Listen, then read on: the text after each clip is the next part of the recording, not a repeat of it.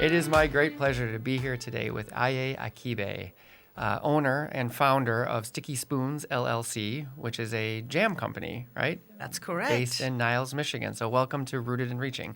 Thank you for inviting me. This is amazing. I'm looking forward to chatting with you, and you can learn more about my company. Yeah, and that's exactly what we want to do. So without getting too deep into it, like we do, I think the audience wants to know, Sticky Spoons, jam, okay, we get that part, but tell us a little bit more. Like, what is the company? What do you do?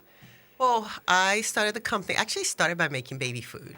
My son was Interesting. born. I did not want to feed him anything off the shelf, so we grew a huge garden, went to grandma's, got a lot of vegetables and made baby food.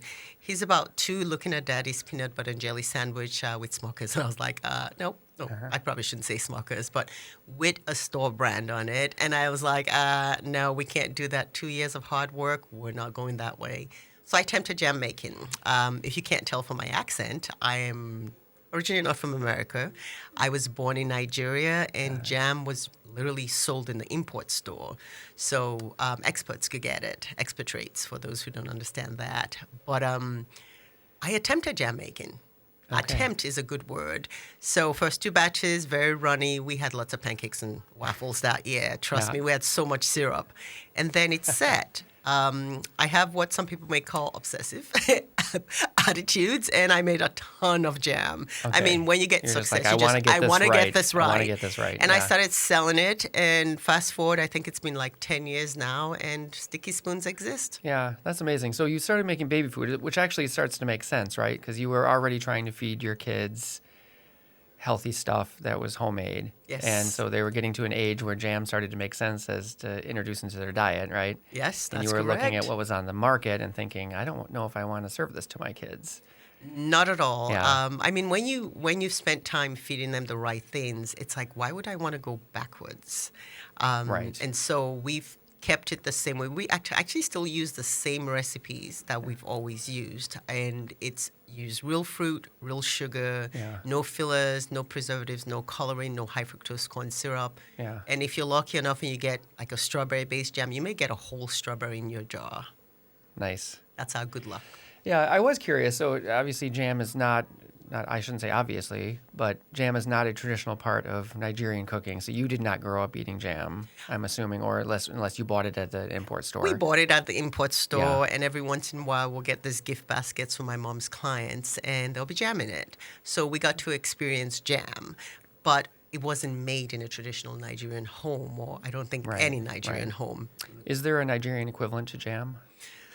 No, I don't think so. Like a fruit-based something that gets spread? We eat or- we eat fruit straight. Okay. Yeah, we don't puree it. You get fresh guava, you get fresh oranges, and you just eat it. Yeah, yeah. So it's interesting because I think a lot of folks, immigrants, they lean back on their cultural history for food preparation. And in your case, you didn't have that to lean on when it came to jam, so you started from scratch, learning a brand new process. Yes, and it was a fun process to learn. And as we've grown the company, coming up with new recipes is kind of based on the way we cook in Nigeria. We don't measure things.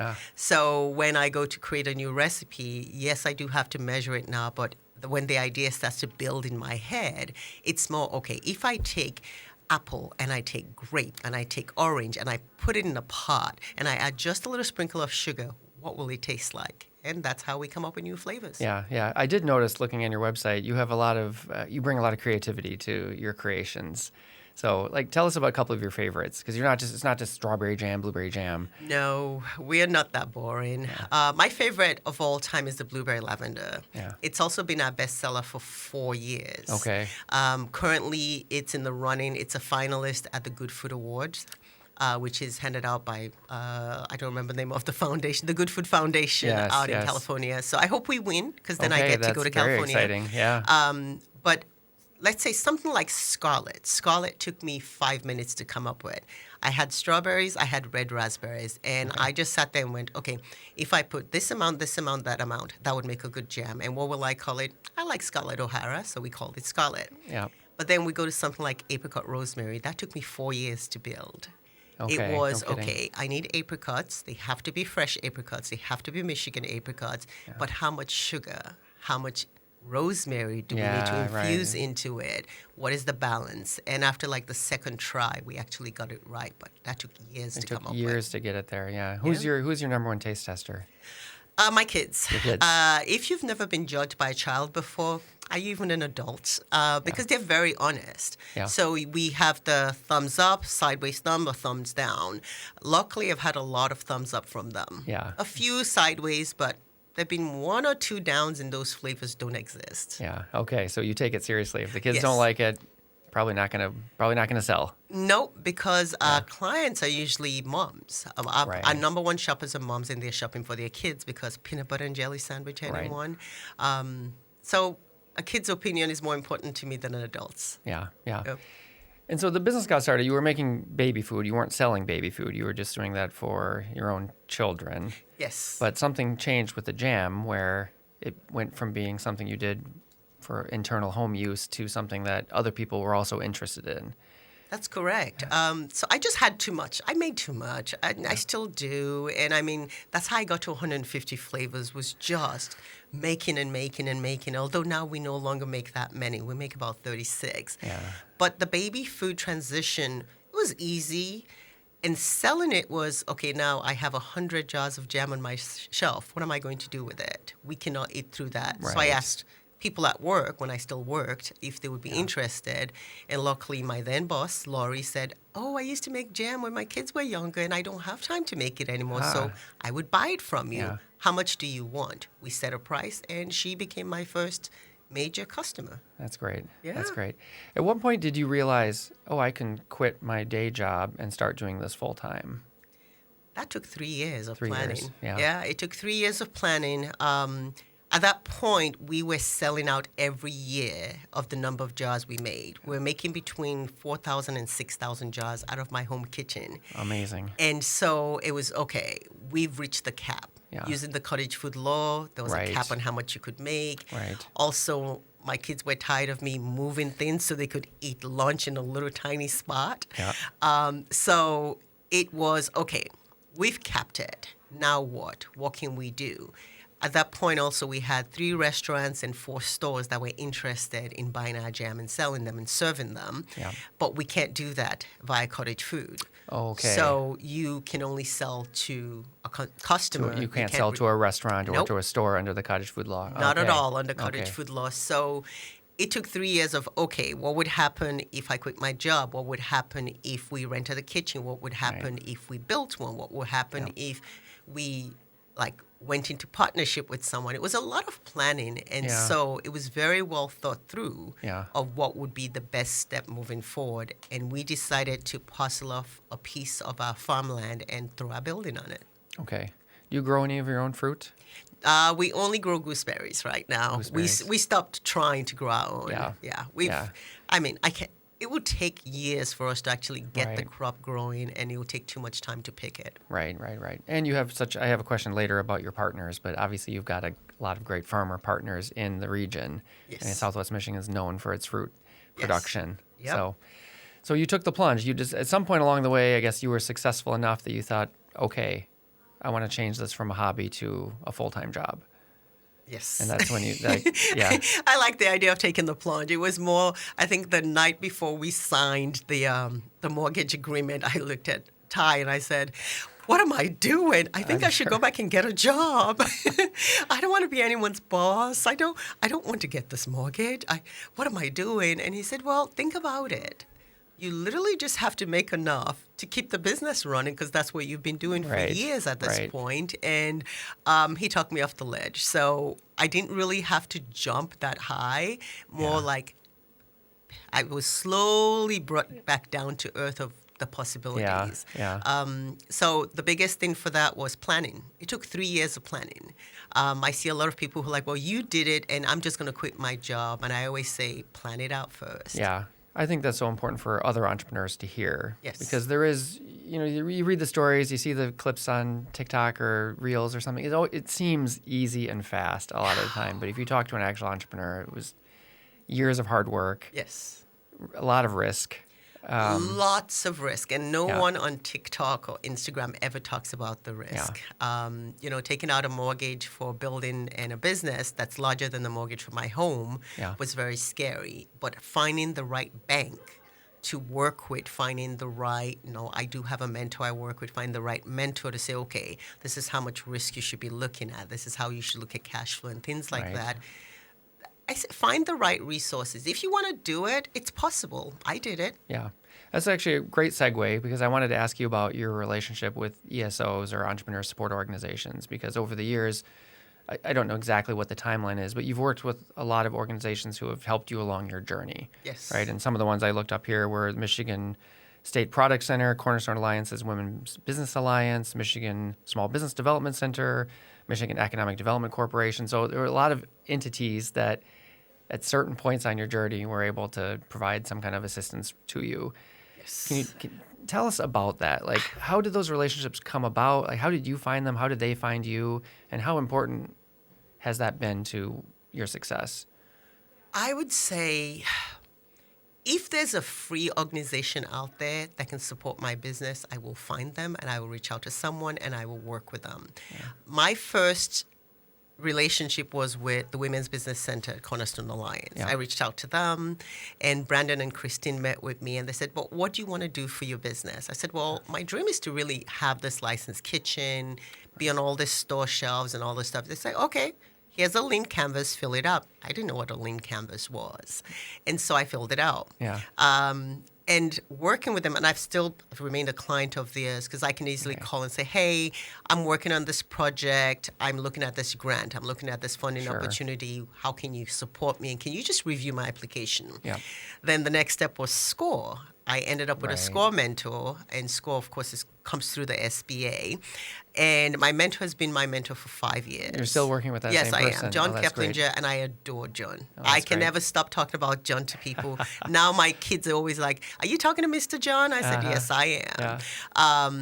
And so the next transition was to go through SCORE.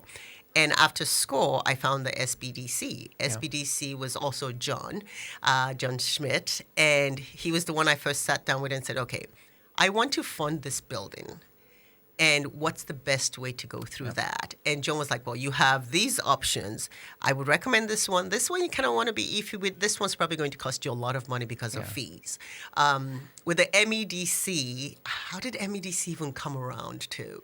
I don't even remember how our relationship started, but I know that over the last 3 years, they've really been impactful in getting me noticed statewide. Okay. So through the MEDC, they featured my business in Michigan Voices. And so people who are not in Southwest Michigan heard about my company. Started to hear about your business. They featured us on their website. And through that, the governor highlighted Sticky Spoons twice for Small Business Saturday. So that was also really impactful. Yeah. SBDC, when I applied for Demo Day through Start Garden, a $20,000 prize, SBDC did some research for me, which, by the way, your local SBDC is capable of providing you with research to support your business growth. A lot of people don't know that. But the truth is, all those organizations that I work with are all free. All free. All free. Yeah. 100% free. You don't have to pay a fee, except one. The MSU Product Center, you pay $100. Oh, and not too bad. that covers you for a lifetime of support. Through the Product Center, I got my process authority. By the way, he's based out of Pennsylvania because nobody locally could help me at that point. They were booked. Okay.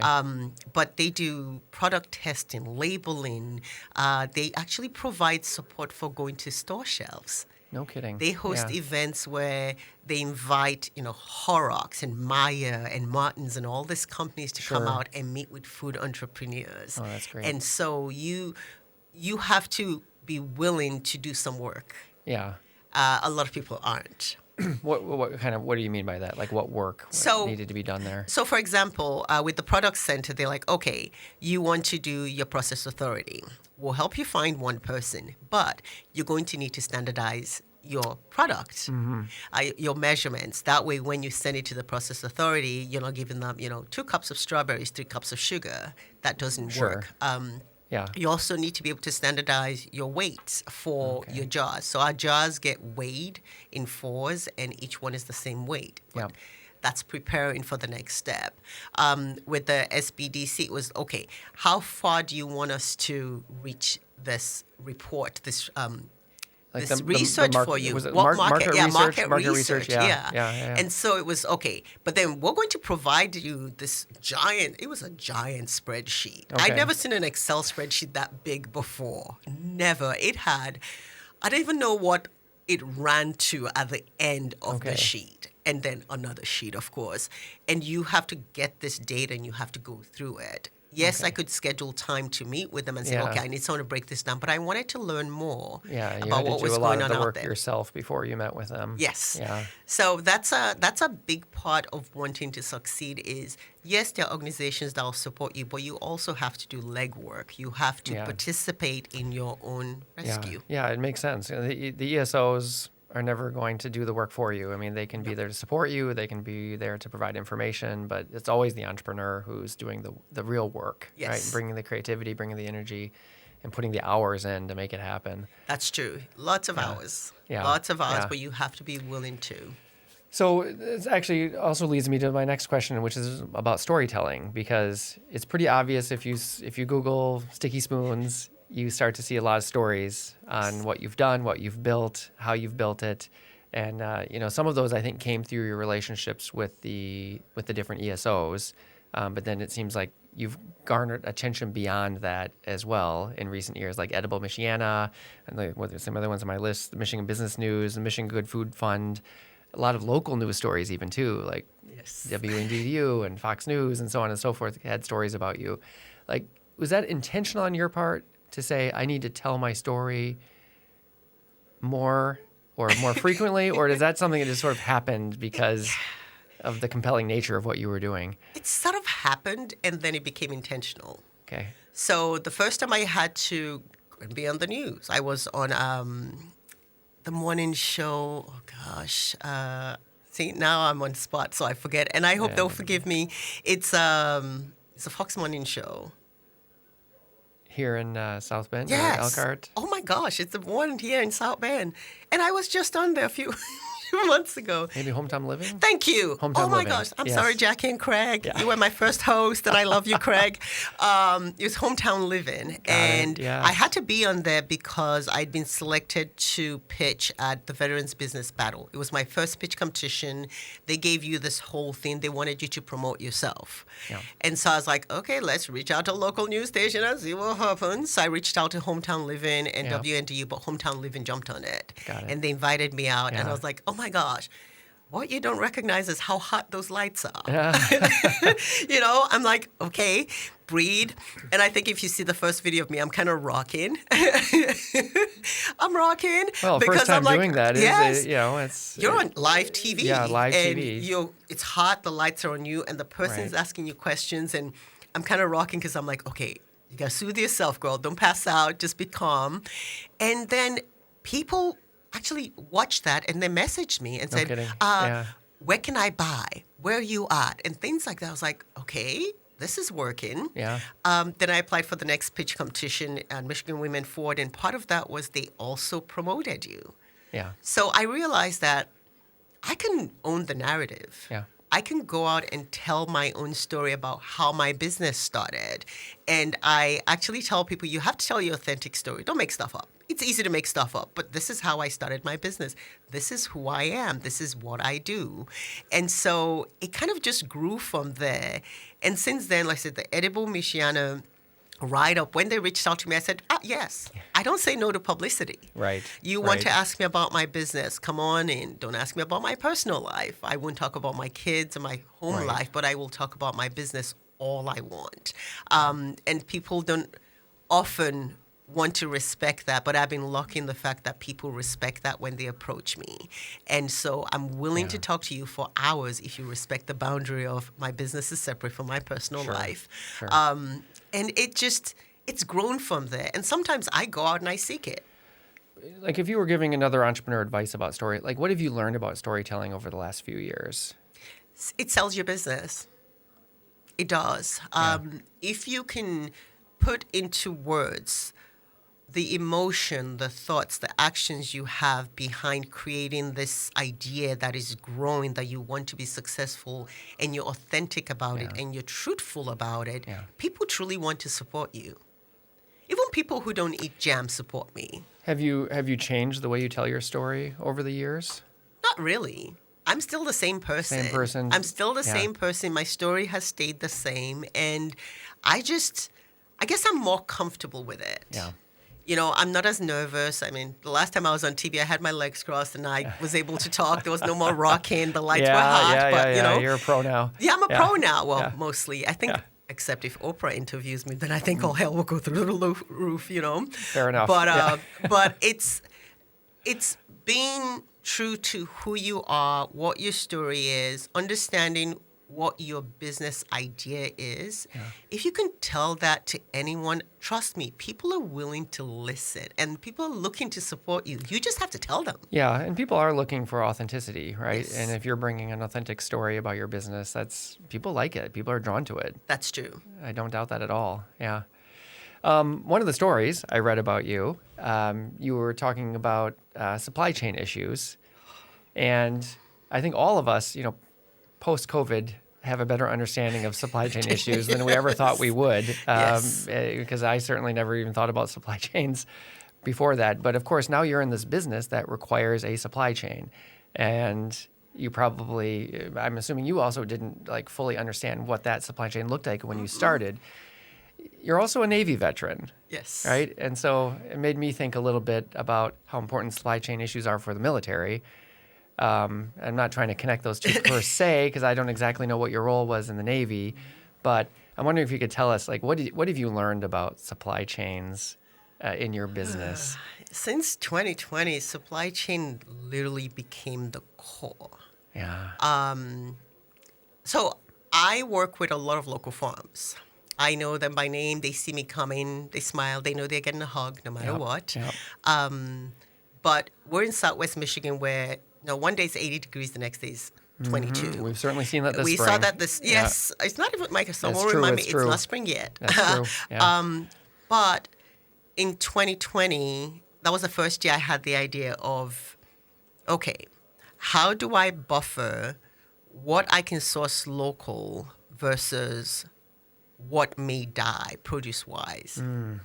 So it became, if we created some in-house flavors that, let's say this year there are no peaches, can we make something for the person who likes peaches, but will understand that we don't have peaches this year? Yeah. Wow. It didn't really work Okay. because those who are peach fans are peach fans. So we decided, okay, instead of just sourcing from a 10-mile radius, what would happen if we extended that to 30 miles? What would happen if we extended that to 40? What would happen if we extended to 100? The key for us remains that we want to source Michigan grown. Okay. And in an effort to source Michigan grown based on the way the climate is changing, we're expanding our reach, but we're sticking to Michigan grown. Okay. For our jars, we were sourcing from a place out of New York. Okay. And then we had a source out of Wisconsin one year. And then we had a source out of somewhere else the next year. Wow. And I said, okay, what would happen if I could find one distributor here in Michigan who would be my go-to person? I just Right. say, okay, I need a pallet of 8-ounce regular malt jars delivered in 5 days. I don't care what the price is right now because I have an order I have to meet. Can you make that happen? Versus me have to take 20 cases from Wisconsin, 100 cases from here. And we Yeah. found that. And how did that did work out for you? Worked out perfectly. We work with a supplier out of Detroit right now. And I can text her today and say, hey, Taylor, I need a pallet of 8-ounce jars or 4-ounce jars. How long will it take you to get them to me? We've sourced enough from them. We've built enough of a relationship that they don't actually have to go to the manufacturer in Arkansas to pick it up and deliver it Okay. to me anymore. They stock it. So they No have it kidding. in their Knowing- warehouse in knowing Novi, that- yeah. knowing that I will be placing an order Yeah. this year, maybe one, but they always keep one pallet stocked for Yeah. me. So That's it's perfect. working with people that you want to do business with. Like my local farms, they will call me and say, okay, it's going to be a hard year for strawberries, i.e. So how many flats do you think you'll need? versus before where I would show up and say, well, I need 20 flats. And they're like, well, we can only give you 5 today. Right. Okay. So it's starting the relationship early enough. And we have sourced from most of the same farms since we started. Yeah. Starting the great. relationships early, talking to them, even in the off season. Yeah. I'll call Mr. Fred and say, hi, Mr. Fred, how are you doing? Yes, we'll be back this year for red raspberries and blackberries. Right. I will call him, let's see, it's Yeah, like- March. So in April, I'll say, how the crops looking? Right. How is it looking right now? Yes. How was the winter? Yes. What's spring looking like? Yeah. Right. Because that's going to impact your business. 100%. Yeah. If we want to keep sauce in Michigan grown, we know it will be impacted by our crazy weather. And so we keep those conversations going with our suppliers to ensure that they always keep us in the forefront Yeah. of their thoughts too. So you've got fruit, you've got jars. Like, what else are you having to source on a regular basis? Sugar. Our sugar comes out of Zealand, and Okay. Tracy knows I need 2,000-pound tote delivered every 4 to 6 months, depending on Yeah. our orders. Yeah. We get our labels sourced. We order a lot of them ahead of time. Okay. But we can change them as soon as we want to because we're ordering 20, 30, 40,000 labels. Oh, wow. At one time. So it's... Do you have a machine that puts them on? Yes, we Yeah. have a labeling machine. I won a grant for that, so that's Yes. been amazing. Yes. But yes, it may seem overwhelming to build those relationships at first. Yeah. But if you build them just right and you keep in touch with your suppliers long enough, you can kind of buffer that panic of, oh my gosh, what's Yeah. going to happen today? What's going to happen tomorrow? Yeah. And when they get used to your call, like my person I get my pectin from, I call her once every, I think it's like 16 to 18 months. And the minute she sees my phone and she goes, hey, Aiye, She's she'll ready. pull up my old order and say, this Yeah. is what you got last year. Do you want the same order? And sometimes I'm like, Yeah. no, we're going to drop 2 of those. Give me 3 of those. And she's Okay. like, okay, it'll be out to you by the end of the day. And we do get it in 3 Yeah. days. So it sounds like those personal relationships Yes. are really important to smoothing out any potential supply chain bumps. 100%. Yeah. Yeah. It's not just supply chain, it's relationship building. Yeah, yeah. Well, and that's great because I was also going to ask you about collaborations. So it's one thing, so you're ordering supplies from people, but you're also collaborating with some of the folks that you work with, I think, right? Is that true? Well, yeah, so a little like bit. some restaurants or... Yeah, we work with like Iron Shoe. They have the back to school burger, That's which what I they was thinking serve of, our yes. blackberry jam on. They have the sweet tooth burger. They serve our blueberry jam on that. We've worked with Niles Brewing Company. They made a few beers with our jams. Oh, that's cool. The best one was the one with red raspberry. I don't remember the name now. Yeah, yeah. With Apothecary Teas, she serves our jam with all her scones and clotted cream. Nice. And so it's not just a sales relationship for Right. us. We're like, okay, what would you like to do? Our biggest collaboration was with Olga's Kitchen. Most people around here don't know about them, but they're a huge restaurant. Right. And they reached out and said, we would like to create a sauce with your jam. So send us a few jars, different flavors. They picked blueberry lavender, and it made up 80% of the sauce. Wow. That was, for me, what just happened? Yeah, I bet it was. How did this just happen? How's this happening? Was that like a licensing agreement or something? No. So they made the sauce? Was it? It was a 1-year agreement. Okay. It was they would order how many they needed, and we will send it off to them. It was my first time palletizing anything. Yeah, wow. And they got to serve it in all their restaurants. We saw an increase in traffic on our website from that. Yeah, that's I really also neat. got to go eat at an Olga's Kitchen for the first time. Okay. Yeah, I got to order the mac and cheese bowl with the sticky spoon sauce on With it. the sticky spoon sauce Yes. on it. I bet that was a great day for you. Yes, to it be able was. to I sit drove there and all the have way to your- Kalamazoo for yeah, that. Yeah, Yep. that's really exciting. Yeah. You've been a little unusual in the sense that you've had a lot of luck at pitch competitions and you've won a lot of awards. Sometimes with entrepreneurs, that can be a bit of a red herring because they can spend a lot of time trying to win a pitch competition instead of focusing on their business. But somehow you've been able to pull it off. Can you tell us about that? Because you've gotten really good at it and it's worked for you. Oh, gosh, I love pitch competitions. Yeah. It's a great way to fund your business when in non-dilutive funds. Let's be very specific. Non-dilutive funds when you're starting up. You have to find the balance between how much work it takes Yeah.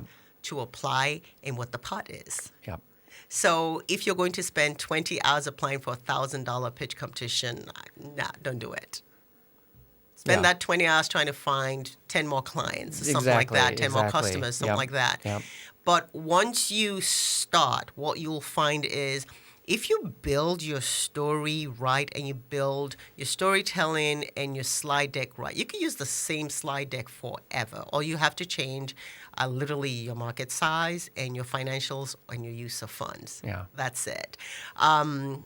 I would say, of course, the most tasking ones are the ones that require pages and pages of applications. Every once in a while, I still apply for those because I have to keep my skills going. Right. But what I've done is, in the last 2 years, I've transitioned more from pitching to pitch coaching.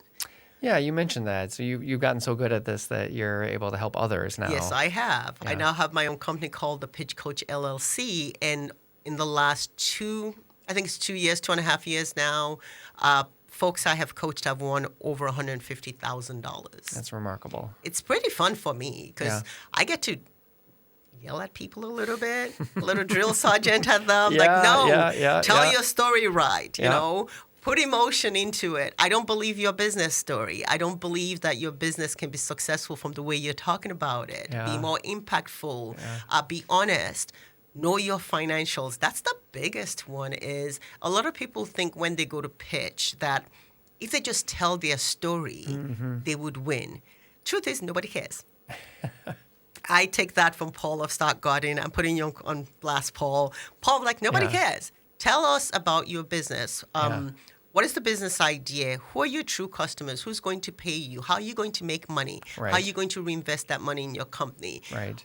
What growth do you see? If you say, well, right now I made $1,000 and in 2 years I'm going to make in $3,000, that's a hobby, not a business. Right. Tell me how you're going to make big money. Right. Tell me the impact of a $10,000 non-dilutive fund in your business. Where is that going to take Yeah. you? And so it may seem like a lot of work for a lot of people, but trust me, it's work that's worth it. Yeah, that's good to hear because, sometimes I'm not sure how to advise entrepreneurs on that because for some, I do think it could be theoretically a distraction for them instead of focusing on a customer, right? Like the customer is so important. But I'm glad to hear the story that you're telling here too, where you can use the pitch competition to sharpen what you're doing, Yes. to get really good about talking about what you're doing. Yes. And you can win money, right? In your case, you've won a fair bit of lot money, of which has money. allowed you to keep moving your business forward. Yes, it has. Yeah. And I do have entrepreneurs that I know qualify for certain competitions, and they'll say to me, I don't want to waste my time on that. Then they come back to me 3 months later and say, well, how do I get funding? I said, well, guess what? Yeah, maybe you should rethink. The only way to get funding Yeah. is either you have a rich uncle or you put yourself out there. Because even if it's not a non-dilutive pitch competition, when you go to pitch to investors, you Yes. still need that information. Yes. You still need your storytelling. You still need to convince them that investing $1 million in your product is worth it. Yeah. And my first competition, actually, one of the person who won, they did get their $1 million invested. No kidding. And Yeah. they are doing great. Yeah. You know, I got $2,500, but that got me hooked because I was like, if someone will give me $2,500 to just talk about my business, Yeah, how much yeah. can I get? You know, if you're in Michigan listening to this, I would say I highly recommend you apply for Demo Day. It's Start Garden 100. Start It's Garden, yeah. $20,000. It's 7 weeks of your life that you may never get back, but the win from that is not just the $20,000 non-dilutive investment. It is to be in the ecosystem that is Start Yeah. Garden and all the support you will get for your business. There's something magical about being in a good cohort of people moving together towards a goal. You learn a lot from each other. That's good. I'm glad to hear that was a good experience for you. Oh, it was. It definitely was. And Yeah. I always encourage people, work with ESOs, get a mentor, apply Yeah. for pitch competitions, apply for grants. Yeah. Well, what if I don't win? Who cares? Right. Win, lose, or indifferent, someone who's never heard about your business Yeah. now knows And about hopefully it. you're using that as an opportunity to sharpen your skills, right? Yes. Get tighter on your financials, get better about talking about your financials, right? Yes. Yeah. So what does the future hold? I know we talk there. When I see a business like yours, I think two things: you can expand and sell in more places, or you can change your product line and add new products that are jam adjacent. There are probably other ways too, but like, what are you thinking about your future here? I don't want to do jam adjacent. Okay. I love making jam. Yes, we could add new flavors, and people keep asking me, what's coming next? What are you going to make next? Is it going to be spicy? Is it going to be sweet? Is it going to be savory? I'm like, Yeah. I don't know. I have 100 flavors on my phone I've never That's made. amazing. I've never made. So there are options available. For me, what I want to do is I want to grow my corporate gifting program. Okay. So right now we have 3 product lines that we offer. We have this giant, beautiful gift box. We have a 12-pack and a 3-pack, and we can customize how you gift. What we do with those is we actually source from other small businesses. Okay. So to we're fill not- out the gift box. Yes, Yeah. we fill the box with products from other people who we feel or we believe and we see are trying to get themselves out there. Yeah. Our one insistent is that if we source from you, you have to provide us with business cards because we put the business cards with your product in our gift box Yep. because we want to help people discover you. Yeah. You know, it's No, not it about makes- us anymore. Sure, it makes sense. People know about Sticky Spoons. So how do I help other people come up just the way someone helped me? So that's a big part of what we do. In product adjacent, who knows? We may go into making syrups because that's, of course, where we started from. Yeah. There you go. You Going know, all full circle I go back full to circle and make yeah. a strawberry syrup. You know what? Now Yeah. that I'm thinking about it, I think we should do that. We'll go Yeah. full circle, make a strawberry syrup. Yeah, I think I can do could that. work. Yes, could work. it could work. It's yes. exciting. I mean, Yeah. my kids love strawberry syrup on their ice cream. There and we I'm go. sure there's a million other uses for strawberry syrup. Yes. Yeah. Yeah, that's kind of neat. It is kind of funny. Would you want to expand out of Michigan? I think you've mentioned wanting to move to other parts of the Midwest or grow in other parts of the Midwest. Yeah, And even- we would love to be on more store shelves. Yeah. We are pushing our direct-to-consumer sales this year. So order from our website, stickyspoonsjam.com. You know, follow us on social, see some of the things we do. We do have some stores out of the area that carry our products, but we want to expand that. Sure. We don't work with large retailers just because we like to keep our margins within reason. Yeah. We want to work with small mom and pop shops, artisanal shops, other small businesses. That's Yeah. very important to keeping our mission the way we want it, which is support other small businesses. Yeah, I love And that about you. That's what we want to yeah. do. Yeah. Yeah. And what, as you're going forward, it's what now we're March of 2026.